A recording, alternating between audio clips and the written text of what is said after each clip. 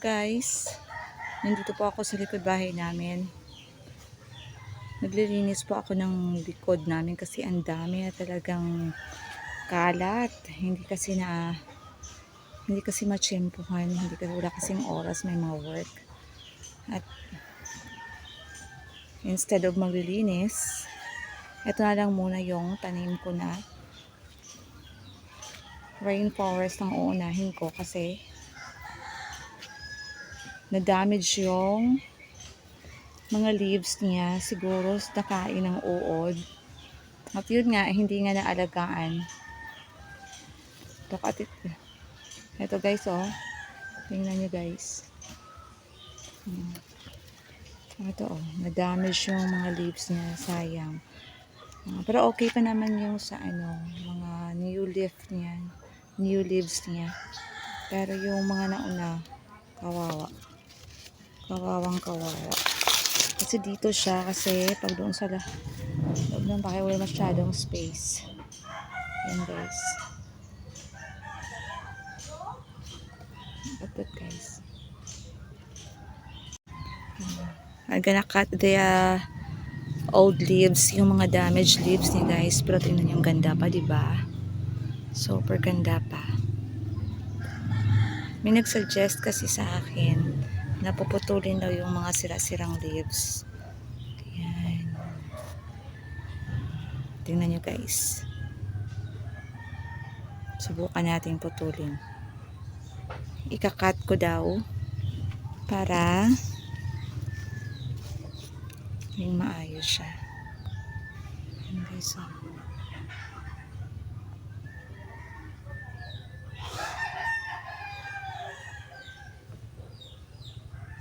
Na lang yung gamitin ko, stainless knife na lang para kahit pa paano,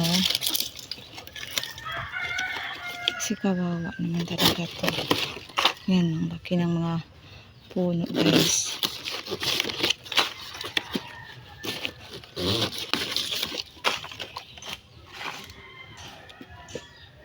Lahat na may damage puputulin ko na lang.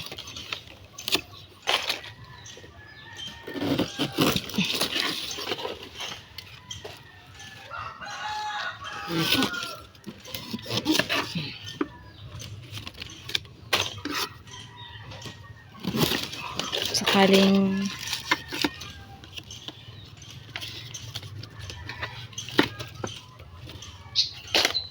yan guys, unti-unti na siya gumaganda.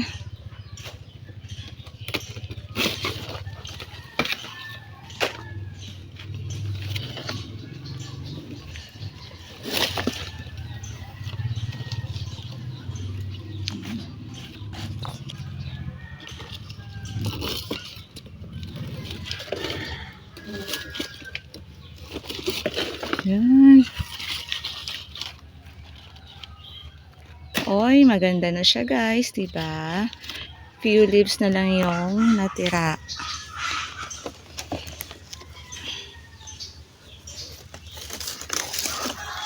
Kunin ko na lang siguro to kasi may laki ang damage, no?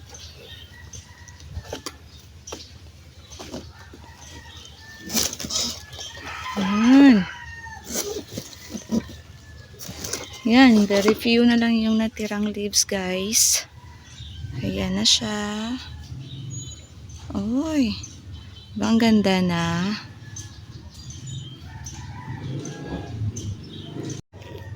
Hello guys. Ito na yung plants na i-post ko nung nakaraang araw. Kunti na lang yung dahon na natira. Pero maganda na siya tingnan kasi nakuha na yung may mga sira na mga dahon. At that guys, diba ang ganda niya na?